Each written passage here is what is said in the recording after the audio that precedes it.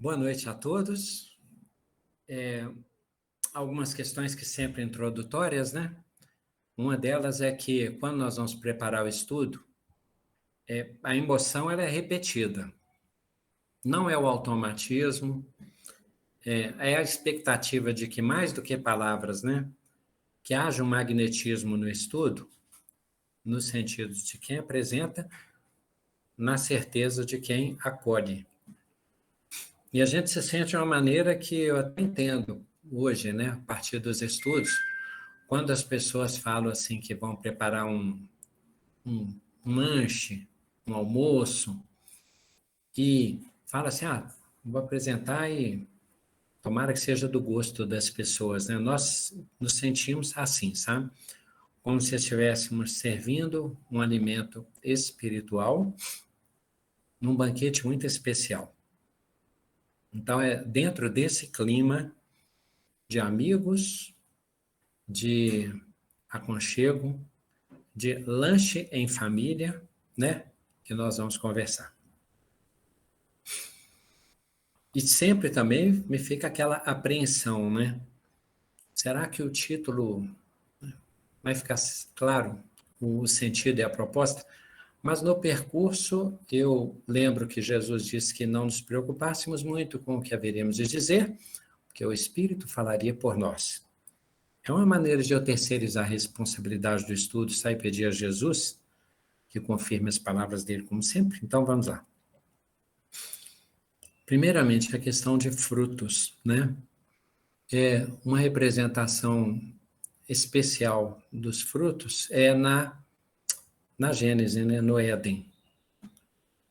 Se fala do fruto, mas aí aquela controvérsia, né? Como a maçã é muito famosa na literatura, ela é a fruta que fica como estrela de muitos contos de fadas, né? Acabou que a maçã levou esse prestígio aí midiático. Quando, na verdade, se fala que não é característica maçã, naquele lugar, naquela época, mas isso eu não aprofundei, não, só ouço falar. Mas o Éden nos dá essa ideia da perfeição e, de certo modo, ele corresponde a uma pergunta que profundamente nós nos fazemos, né? Aliás, uma série de perguntas. É comum nós nos perguntarmos assim, por que Deus não nos criou perfeitos? Por que nós não temos todo o conhecimento e toda a habilidade e a premonição? Seria, na visão idealista, fantasiosa, né? Seria ótimo, né? Mas do ponto de vista de comparação e de experiências, de descoberta, de pesquisa, de exploração, de transformação, de livre-arbítrio, é sofrido, mas é instigante existir. E se esta hipótese fantasiosa de nascermos perfeitos, né? Sermos criados perfeitos, muito possivelmente nós não teríamos a experiência sensória do que nós conquistássemos. Mais ou menos o que se fala sobre, fazendo analogia, né, com a educação das crianças. De certo modo, a gente fala assim, a criança tem que conquistar, ela tem que dar valor ao que ela recebe. E, ao mesmo tempo, nós sabemos que algumas questões são presentes, elas vêm assim por complacência, por misericórdia, por consternação, por necessidade. Tem a ver a analogia, porque a providência divina também faz isso conosco. Não tem sentido nós dizermos que tudo nosso foi conquista, porque nós nos apoiamos numa coletividade de história e de mundos para chegarmos até aqui. E de plano invisível que nos dá sustentação, e nós vamos, dentro de uma faixa que damos conta, né? Participando da nossa contrapartida pequena, e aí sim, percebendo o preço dessas conquistas. Mas a parcela muito maior é da providência divina. Então, quando fomos criados simples e ignorantes, o desafio nosso é de evoluirmos, nos desenvolvermos, caminharmos. Chegaremos à questão dos frutos, claro, né? Na ideia do paraíso perfeito, nós pensamos assim, Seria bom, né, ter tudo pronto, tudo fácil, todo conforto, toda abundância, todo sossego. Então, é a ideia que nós chegamos à ideia do quê? Daquela ideia do céu, segundo a qual tudo está disponível. Todas as árvores, todos os frutos estão à nossa disposição. Não há incômodo, não há dor, não há velhice, não há morte, não há perda, não há vazio, não há depressão, a luz não se ausenta, não há presença do mal. Só que o que nós consideramos como ponto de partida é uma inspiração do lugar, da condição de onde nós viemos, o Criador. Só que nós descemos do Criador sem a consciência, de modo simples e ignorante, e vamos retornar ao Criador. Então, o que parecia fantasia, ao mesmo tempo, é intuição. Para quem prefere a palavra, é insight, é inspiração. E é assim que nós fazemos culto, arte, ciência, essa tentativa de não só evoluir, mas progredir, expandir. O fruto, ele tem uma representação interessante, porque ao mesmo tempo que ele é efeito, ele é causa. Ao mesmo tempo que ele é ponto de chegada, ele é ponto de partida. Então, o fruto ele é interessante, né? Ele é resultado de todo um processo de produção e todo um resultado dessa maturação, e, ao mesmo tempo, ele é como se fosse um germe de nova vida, de novas criações. Então, no enigma dos frutos, nós temos também o enigma dos mundos, se formos pensar, né? Criação, ciclo, né? Quer dizer, fenecimento, né? Quando ele chega ao final do ciclo, e surgem outras vidas, então o fruto representa isto. O ideal nosso, então, era a questão do Éden. Mas quando nós estamos num mundo de expiações e de provas, aí nós percebemos que a realidade é conturbada, ela é desafiadora, porque nós temos dificuldade, por exemplo, com a concorrência. Nós temos dificuldade em relação ao espaço, em relação à satisfação das nossas necessidades, em relação à precariedade, em relação à defasagem. É dor, né? O vazio, a dor, é a quantidade não ser suficiente, não ser exatamente o que nós queríamos, não estarmos exatamente na vida que nós desejávamos, não termos a capacidade de expressão, de manifestação que o nosso espírito angustiado sente. Ele é impelido, ele é movido para uma força, para uma realização, e sente limites, aí da impressão de impotência. Mas o que estão dizendo é que a existência, diferentemente do que nós julgamos que seria o ponto de partida consciente nosso, é um convite à chegada, mas o meio que nos leva a isso é luta. Luta, esforço, pesquisa, transformação. E aí nós descobrimos coisas, vamos chegar aos frutos, né? Descobrimos coisas, ficamos na dúvida do que é aquilo, para que serve, como fazer uso, até que aquilo seja agregado ao progresso. E que aí a gente possa estar tentando, o venha a nós o vosso reino, né? Que nós consigamos fazer com que este mundo seja tão confortável, tão abundante, tão pleno, tão prazeroso, tão confortável, quanto o plano mundo das ideias, onde nós nos inspiramos. E o como que a gente acaba lidando com essa situação? Lidando construtivamente com esse estado de luta, de embate, de impotência, de busca de ideal. O que permeia, o que, de certo modo, é mediador disso, é o trabalho. Então, de certo modo, o trabalho ele é um meio de realização. Quando deparamos com fruto, nós estamos deparando com muito processo anterior, com muito trabalho para chegar a aquele resultado. E ali ele tem todo um código, né?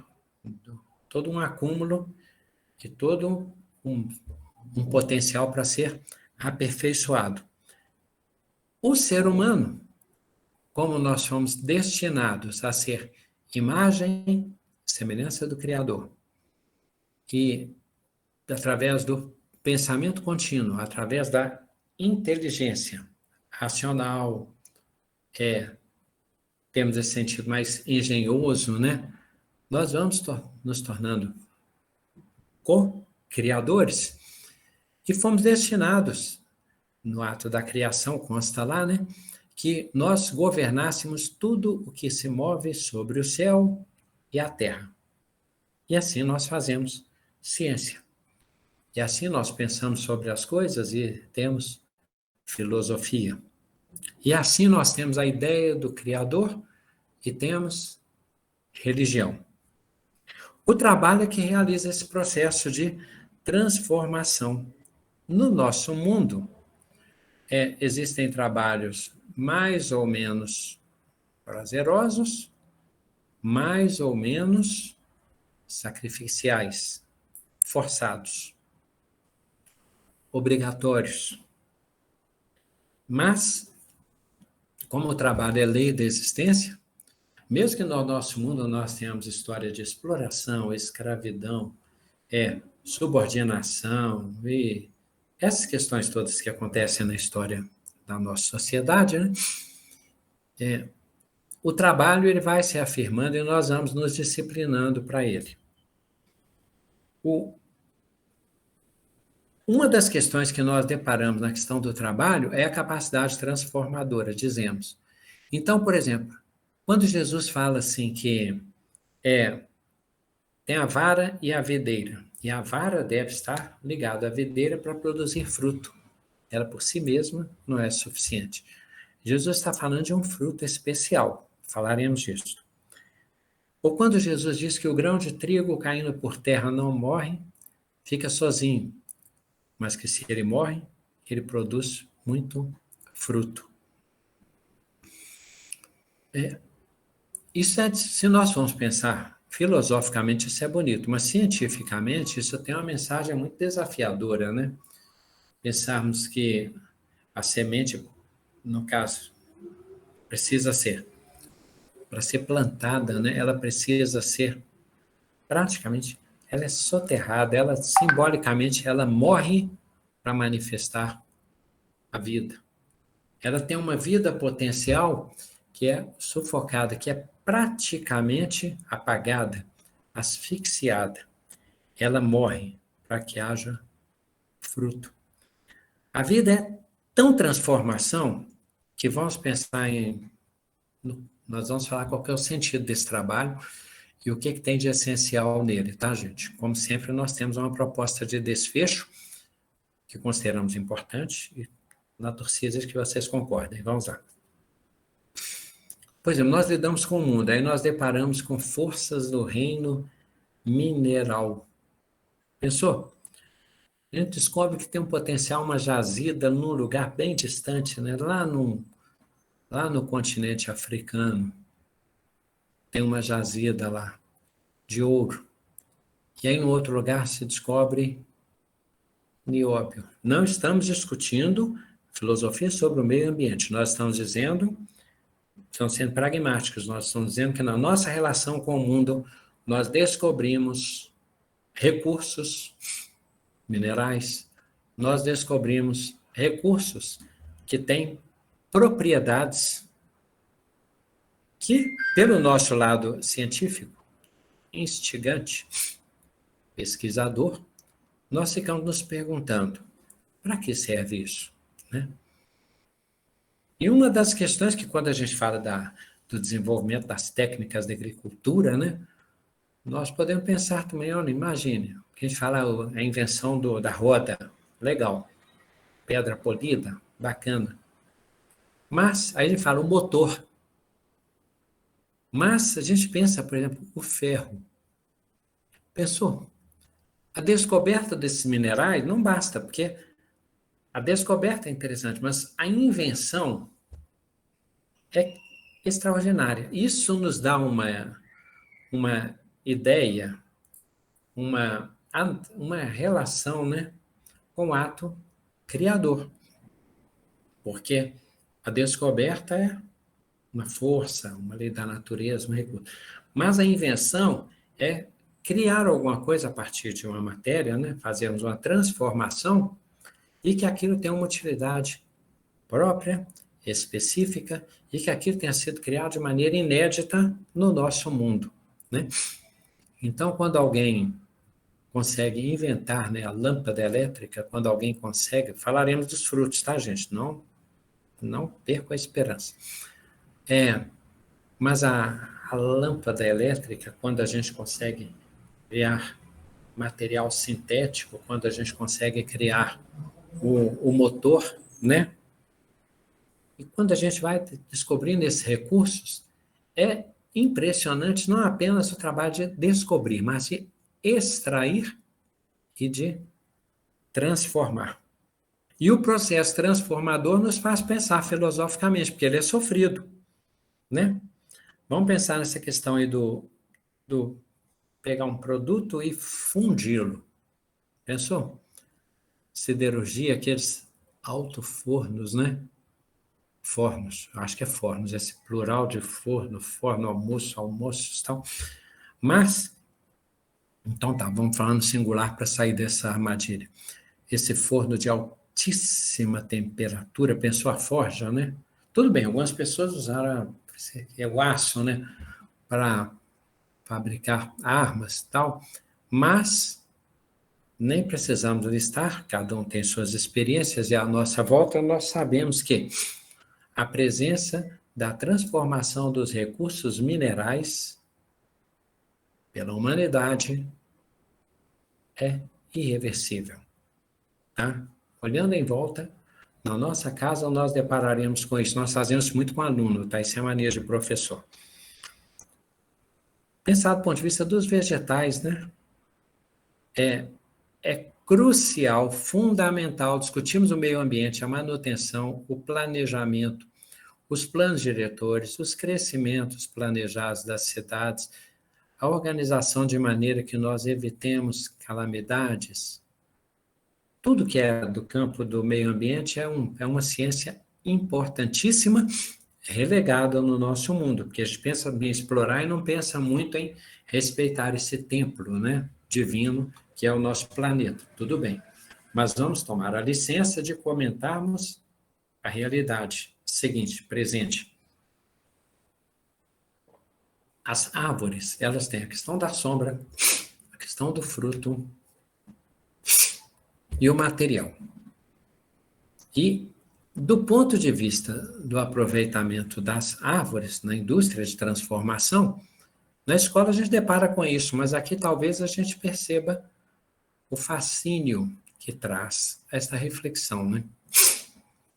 Quando o ser humano tem a iniciativa, a ideia, o trabalho de transformar a árvore, aproveitar a madeira, desbastá-la, alisá-la, medi-la, combiná-la, adequá-la, empregá-la, alguém pode dizer assim, para ninguém dizer assim, mas é um absurdo usar árvore para isso, olha. Pedro era pescador, Jesus era carpinteiro. José era carpinteiro. Então, é da história humana, é da necessidade, principalmente de países mais frios, ou dependendo do tipo de material que se dispõe para a construção, é fundamental essa indústria de transformação. Teria toda a discussão, reposição, cuidado, reservas, não é o tema. Mas O que estamos dizendo objetivamente é que a vida física, material, é constante processo de transformação. E assim como os frutos, nós somos constantemente ponto de chegada e ponto de partida. O ponto é que chegamos até aqui, nós somos frutos, né? Prenhes de vidas, de manifestações, de transformações, de revelações, e ao mesmo tempo nós somos portadores de toda uma história de ancestralidade, de vidas, de experiências, de auxílios, de favores para chegarmos até aqui. Quando dizemos que somos frutos da evolução, o que se está afirmando é que a nossa chegada até aqui é um processo riquíssimo, um caminho belíssimo. E que se nós olhássemos da maneira mais dramática, na verdade, de uma maneira mais literária, mais romanceada, para o nosso caminho, nós perceberíamos que muitas vezes, onde pareceu haver morte, surgiu vida. E que de um fruto, assim como na parábola dos talentos, surgiram muitos outros. Surgiram muitas vidas, muitas faculdades, muitos desenvolvimentos, muita experiência de acerto e erro, erro e acerto. Então, chegarmos até aqui, com a licença de uso do recurso, quem é mais conhecedor da questão espírita sabe que a palavra milagre ela é usada não no sentido de sobrenatural, mas no sentido de maravilhas da natureza, de maravilhas que estão dentro das leis divinas. Então, com esta licença e cuidado, nossa chegada aqui é resultado de muitas árvores, de muito plantio, e por isso alguns povos cultuam tanto a natureza e chegam a denominar, né, Mãe Terra, Mãe Água, Deus do Fogo, dos ventos. Os gregos faziam isso. E tem sentido, porque, de certo modo, que nós falamos até aqui das árvores, dos minerais e tal, a terra é como se ela fizesse um parto, como se ela fosse dadivosa, como se ela manifestasse, né, recursos para a criação, e o alimento é essa maravilha. Nós somos meio, talvez, distraídos, ou então meio saturados, e talvez nós não nos apercebamos tanto da maravilha deste milagre da natureza, que é o fruto, que é a semente, que é a flora, que é a fauna. Nós estamos num Éden. Só que é um Éden que, de certo modo, responde dentro da faixa de consciência de cada um de nós. E mesmo se nós considerarmos mundo de expiações e provas, corpos grosseiros, pesados, mas maravilhas, maravilhas e maravilhas, não apenas das relações entre si, mas em nós, dos nossos sistemas orgânicos, da nossa consciência pessoal, do nosso psiquismo, da nossa capacidade de conceber, da nossa capacidade de assimilar, da nossa capacidade de nos transformarmos. Então, mesmo quando se fala em aprimoramento genético, né? Constantemente nós estamos fazendo um aprimoramento psíquico. E, continuando então com as analogias, né? Nós temos a questão da árvore, e de novo, se olharmos à nossa volta, nós veremos que a madeira é uma realidade inegável. As máquinas dissemos. E os frutos, se nós formos pensar, a humanidade não lida apenas com fruto, do ponto de vista da indústria também, nós fomos descobrindo potenciais propriedades, né? Medicinais, preventivas, nutritivas, saborosas. Então, nós temos os extratos, os sucos, os derivados. E aí também tem uma analogia, né? Se nós considerarmos, por exemplo, que Jesus faz muita referência, né, ao pão e ao vinho, né? E olha só, o triturar o trigo, arrancar as plantas, tirar da raiz, né? Arrancar a raiz, tirar da mãe terra, esmagar as uvas, deixar no tempo, né? Deixar lá o trigo que foi transformado, que depois virou aquela farinha que foi triturado, e depois coloca o fermento, e depois espera crescer, e depois leva por fogo, e depois cresce e não cresce, assa, parte, corta, rasga. Partiu o pão, rasgou o pão, né? Pode ser com faca, pode ser com as mãos, e depois come, digere, tritura, amassa, engole, digere. É um processo constante de transformação. E o que estamos dizendo é que a vida traz uma morte, mas que na verdade traz a vida, e que o fruto tem a ver com isso. E a nossa vida tem a ver com isso. E a morte física tem a ver com isso. É um processo, é um contínuo, né? Se formos pensar assim, é uma linha de tempo.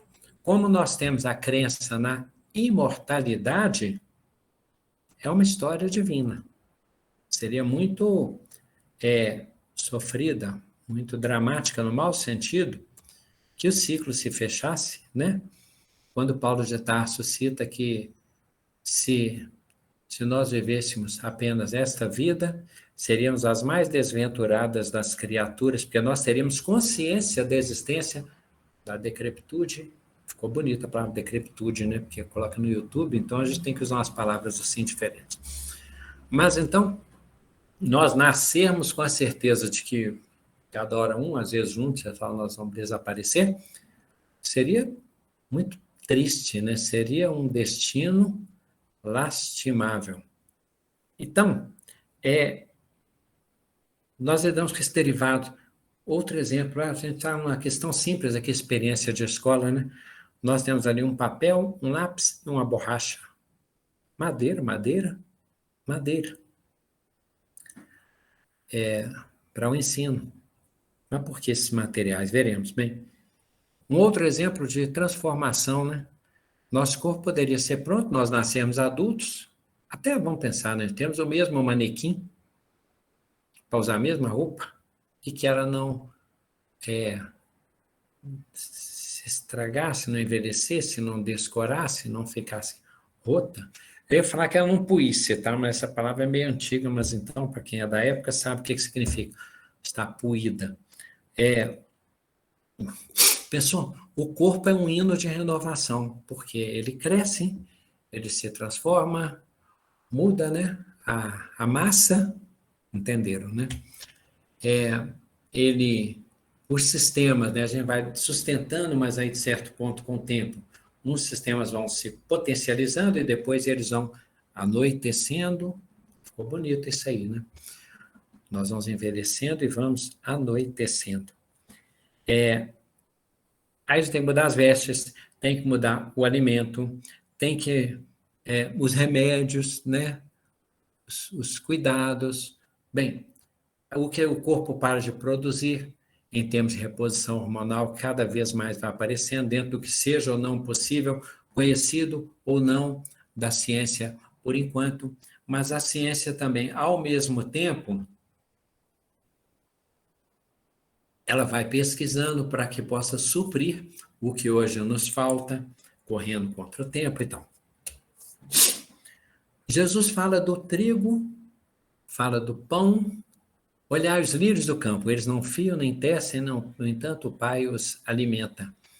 Mas assim como acontece em relação à teia da aranha, em relação à seda, em relação aos favos de mel e em relação ao lírio, tem trabalho. É um tipo de indústria, não é indústria humana nesse sentido. Mas aquilo, a casa do João de Barro, né? Tudo isso é uma construção. Os construtores, a matriz está no plano espiritual, inspirando, movendo, impulsionando aqueles recursos, no caso dos animais, as almas grupo, para que aquilo aconteça. Então, quando Jesus diz, os lírios não fiam nem tecem, mas o Pai os alimenta, né? É isso mesmo. Isso. Os pássaros, o pai os alimenta.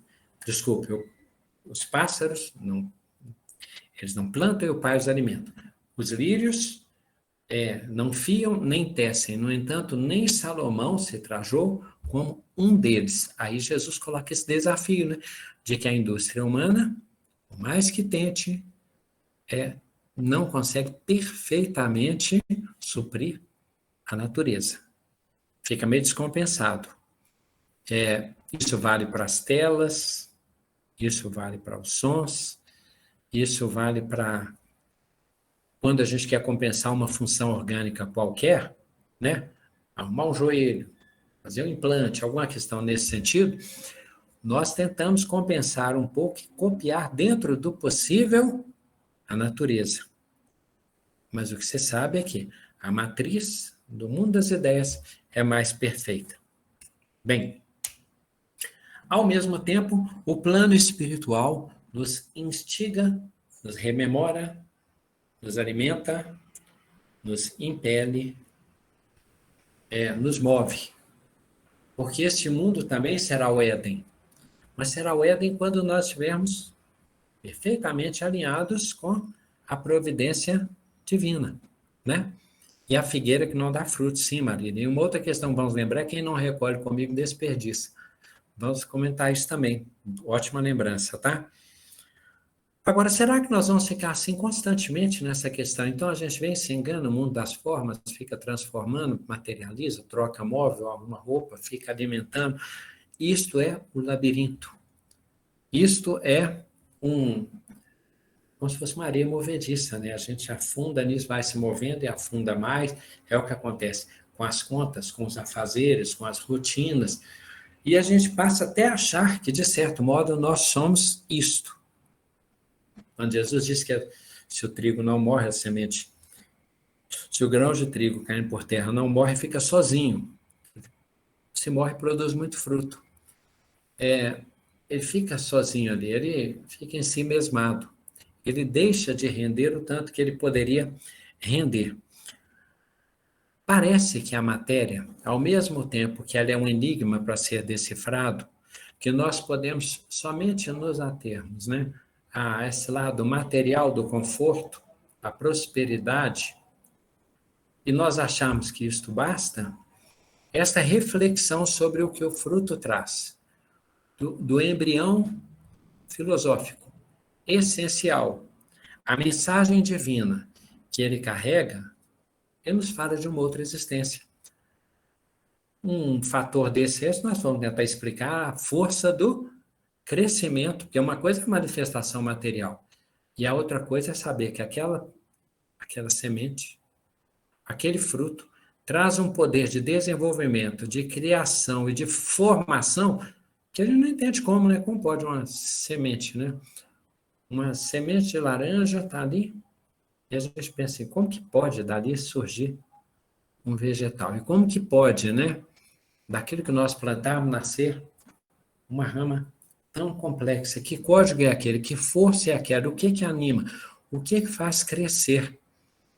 Então, de certo modo, tem uma mensagem divina ali nos mostrando que sem que nós nos apercebamos e sem que nós tenhamos essa competência, nós somos uma semente que vai manifestar virtudes tão maravilhosas que nós não imaginamos, porque é a força divina que impele. Seria pessimista julgarmos que tudo competirá a nós na evolução terrena, porque aí fica muitíssimo mais demorado, mais limitado.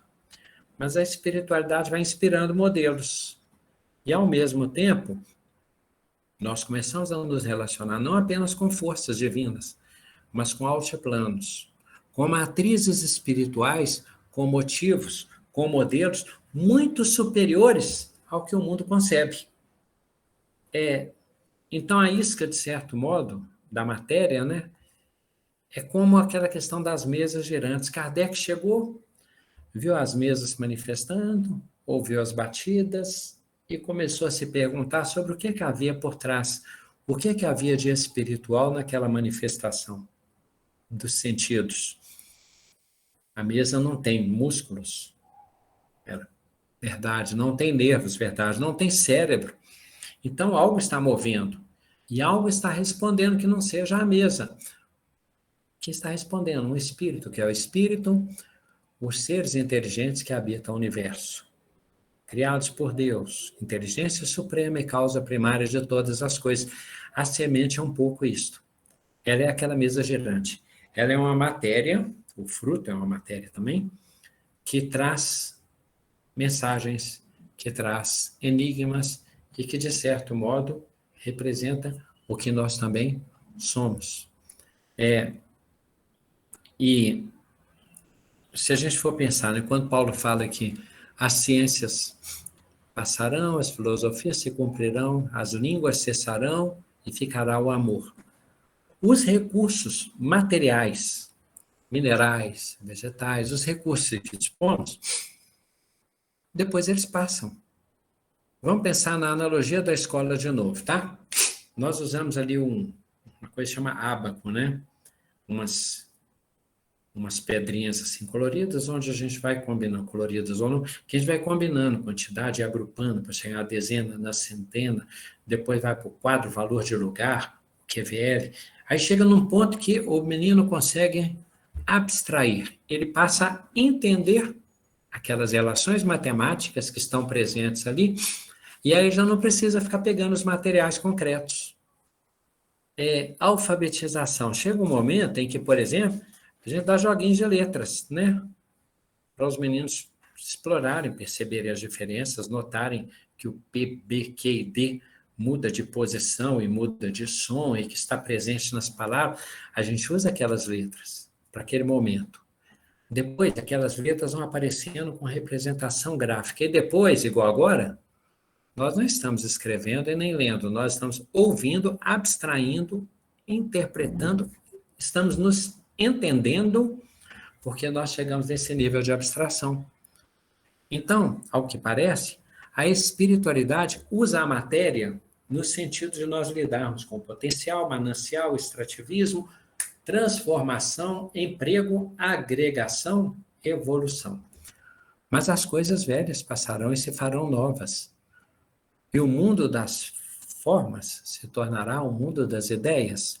E sairemos das cavernas e conhecemos as matrizes luminosas dos planos superiores. E daremos de mão, como diria Paulo, as coisas de criança e tomaremos o alimento sólido.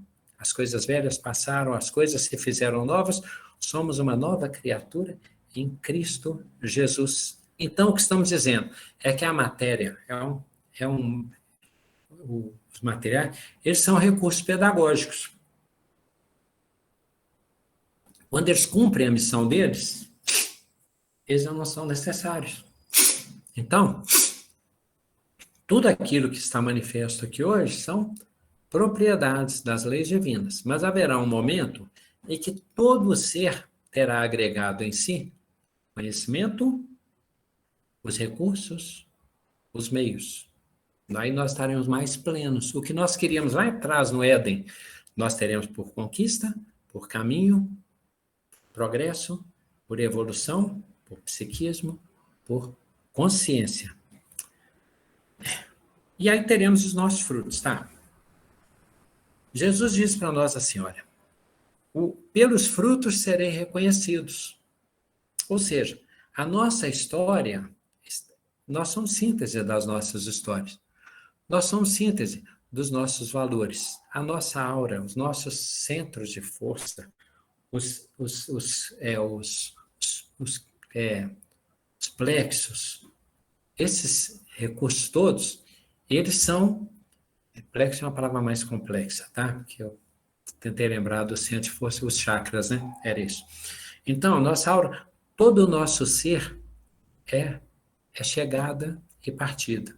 É síntese da caminhada e síntese do potencial, do ideal, do que almejamos, do que suplicamos, por que oramos, com quem nos vinculamos, o bem que queremos, os malefícios que carregamos. Nós somos essa síntese que vai sendo aperfeiçoada.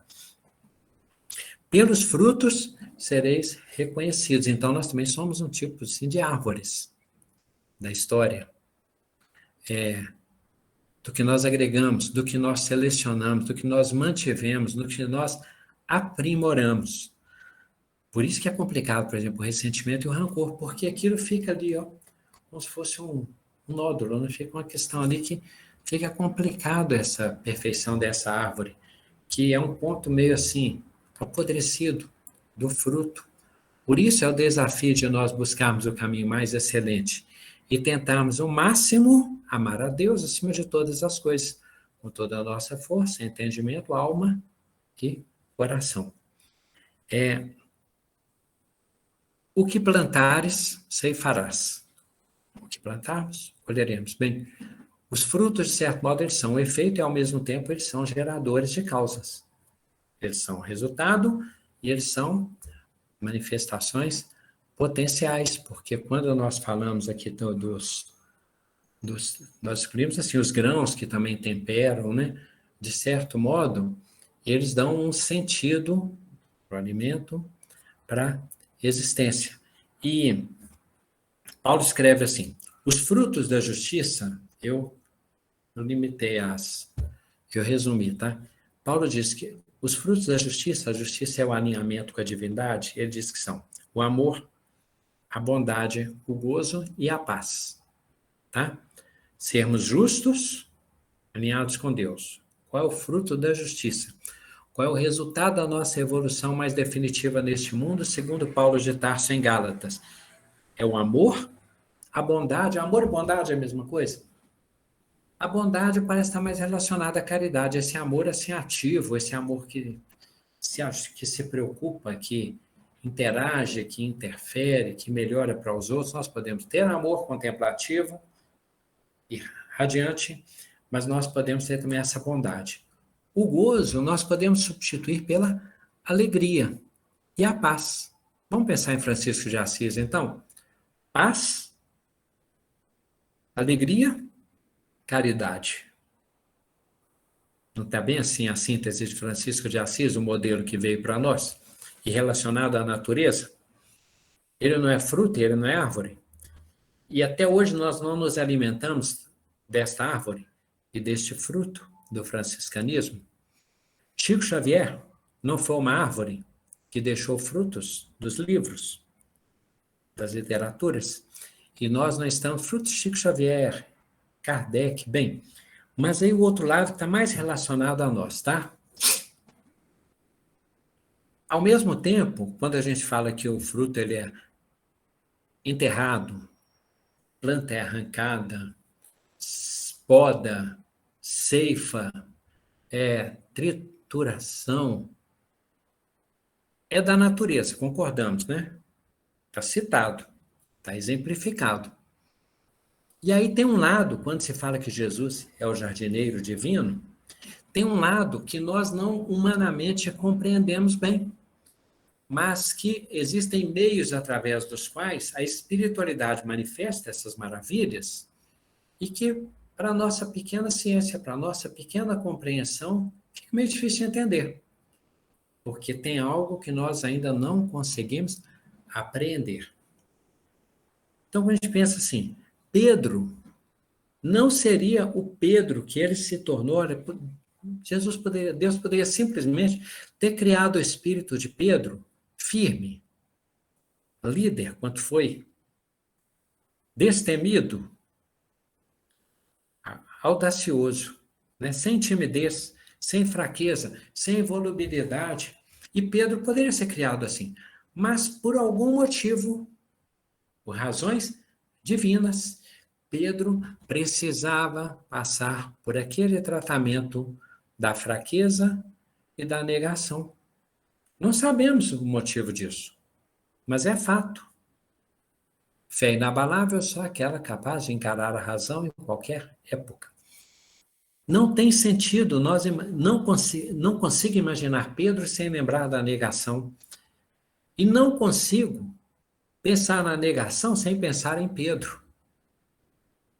Sabe aquela questão que a gente citou? Você tritura o trigo, você coloca para crescer, depois você coloca no forno e depois ele se torna pão. Pedro.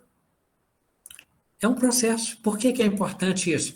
Para entendermos que conosco também precisa haver aceitação, compreensão do processo, entendimento do fruto que somos, no ponto a que chegamos, e da árvore potencial que somos para as pessoas com que convivemos. Aí também não tem sentido nós imaginarmos, como nós vamos falar no irmão Judas Iscariotes, sem pensarmos na traição.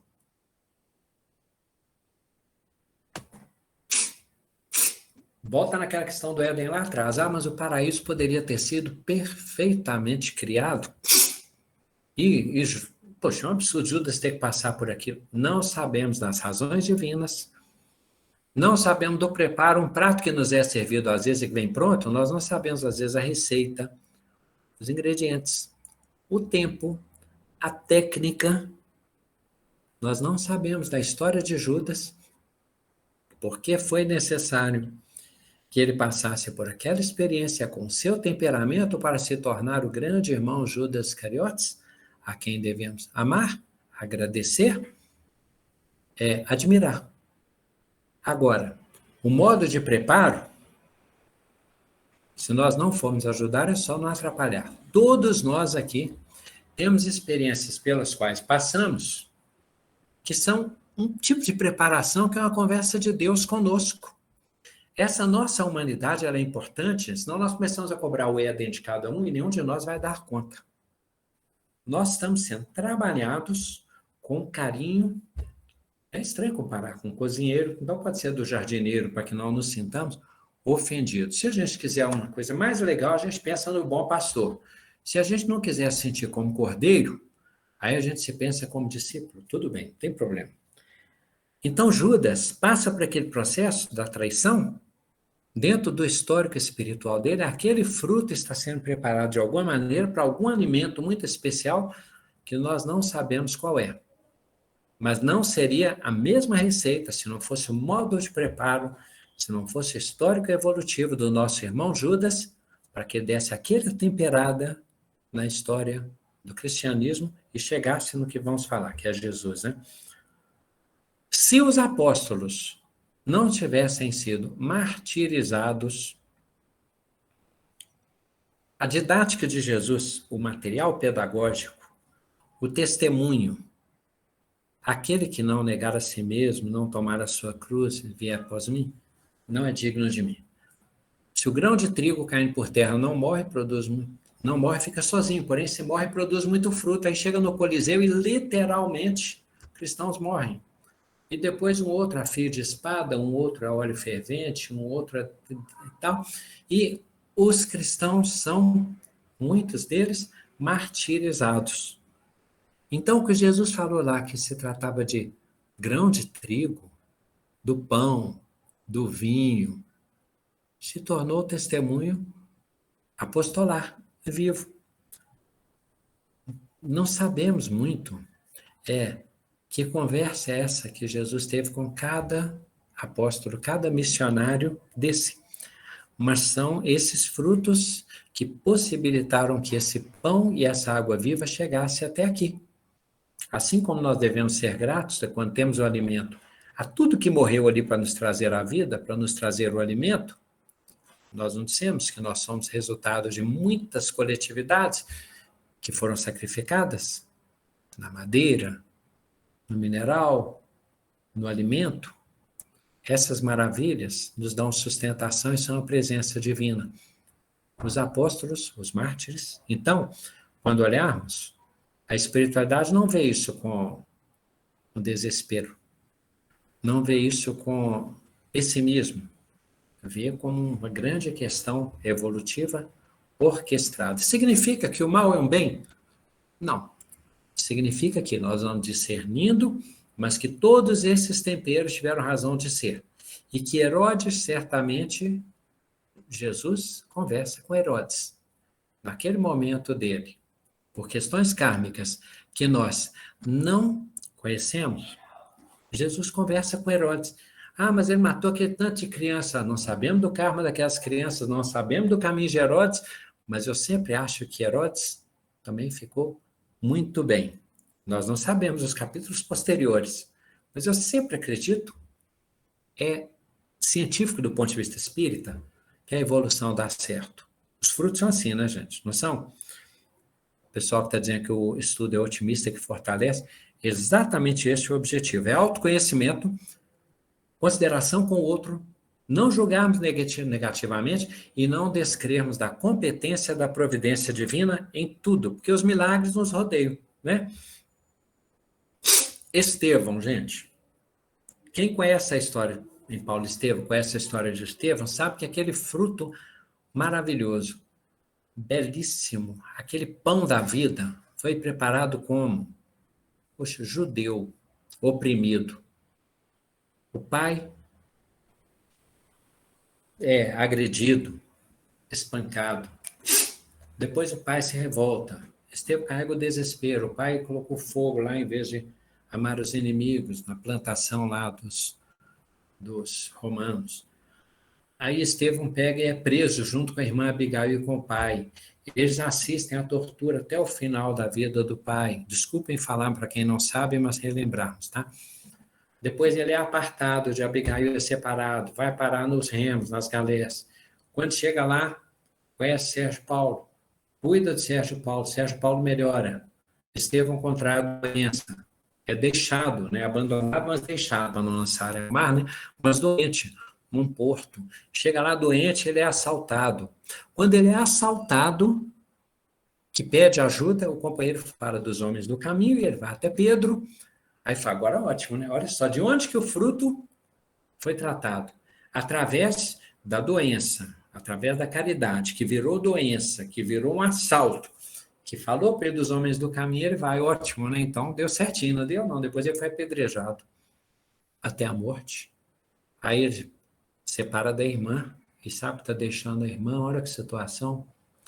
Mas Estevão, como que nós vamos perceber neste banquete espiritual a semente de Estevão sem entender que ele tenha passado por tudo aquilo de que falamos? Do trigo, que foi, da semente que foi triturada. Da outra que foi arrancada da raiz, foi arrancada da família dele com a raiz e tudo. Ele foi triturado, ele foi apedrejado e se tornou essa maravilha inspiradora de Paulo, intérprete de Jesus e da carta de amor. E o máximo da preparação da semente, do fruto, da manifestação, do triturado, do espezinhado, do humilhado, do espancado, do crucificado Jesus. É pessimismo que eu estou falando? Não. O que estamos dizendo é que leis divinas têm modos de manifestação através das quais o fruto do Cristo chega até nós para servir e não para ser servido. E ele manifesta as potências divinas e dá testemunho final na cruz. Então, tenhamos otimismo sobre isso, porque depois, mas foi terrível porque Estevão morreu, continuou vivo. Jesus morreu, aí o que ele fala? Né? A parreira, quando está na pousada no tempo, parece que ela morreu, foi o agricultor, ótimo, Andréia. Jesus fala da parreira, né? Então, quando a gente acredita, então, Jesus, o caso dele foi tristíssimo, absurdo, a maior das injustiças, ignomínias humanas, e ele na cruz, não só entre dois ladrões, entre dois irmãos que estavam condenados, um com mais razão, o outro com bondade, né, potencial e tal, mas quando as mulheres vão até o sepulcro, a pedra está removida e perguntam, por que vocês buscam entre os mortos o que está vivo? Cristo vive, ou seja, a vida triunfa. Triunfa na semente, triunfa na poda, triunfa no desbastamento, triunfa quando é arrancado, triunfa no martírio. A vida triunfa sempre. É lei da vida, é lei divina. Irreversível, graças a Deus. Inevitável. Implacável. Tá? A morte é impossível. E quando a gente chega, quando Jesus diz, aquele que não recolhe comigo desperdiça. Bem, para fechar. Nós podemos ficar nesse emaranhado da matéria repetindo, uma hora a revolução agrária, depois industrial, depois tecnológica. Ou nós podemos perceber que somos espírito, sobrepairarmos em relação à matéria, valermos da matéria, sermos gratos pela matéria, cuidarmos do corpo, administrarmos da conta da tua administração sem sermos matéria. Aí a gente chega em Marta e Maria, Marta, tu te perturbas e preocupas com muitas coisas. Maria escolheu a melhor parte, não lhe será tirada. Então é possível, nós temos um olhar, uma escuta hoje de sabedoria para nós percebermos que a existência tem um enigma e que nós podemos interpretar essa mensagem da semente da existência. Este é o objetivo, tá? Então, é um hino de reconhecimento de relações, de histórico, de frutescências, é uma palavra bonita, né? Mas de essência, tá? São materiais pedagógicos, são brinquedinhos, são iscas que a espiritualidade usa para que nós consigamos sair daqui brilhando, fulgurantes, humildes e caridosos, tá? Confiamos na coordenação, tá? Demóstenes, fique à vontade. E agradecemos sempre pela sustentação, tá? Muitíssimo obrigado. Não tem muito o que falar, né, Graco? Sempre agradecer você Valeu, Demóstenes. pela forma deliciosa de digerir esse fruto, né? Que essa palavra bem preparada para a gente. Só agradecer mesmo, né? E alguém quiser falar alguma coisa? Nós temos 3 minutos. Agradecer o Gladson, né, pela exposição maravilhosa aí. E uma viagem profunda, viu, Gladson? Muito bom. Ninguém fala sozinho, Adelso. É a sustentação inconsciente coletivo do grupo que nos dá a sustentação. Eu sou só o regente. Vocês é que falam a música. Não é isso, Marcos? Não é isso, sim, Tânia, não é isso? Maravilha. Maravilhoso. Adelso. Sempre bom. Valeu, Gladson. Valeu, obrigado. Valeu. Vamos finalizar mais uma vez com música, né? Muita gente estranha que a gente quase não faz prece. Aí vou abrir um parênteses aqui, porque a própria mãe do Grato dizia que a música é prece em dobro, né, Grato? É isso mesmo. Não, e tem tanto cantor aí, tem tanto músico que a espiritualidade é que pede a música. Então, vou encerrar com a música da Tânia Alisson. Fique à vontade para escolher a música, tá bom, gente?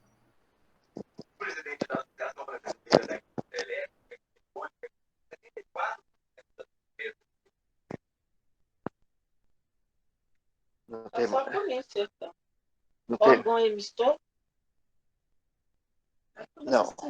É a Polícia Civil, então você escreve PE.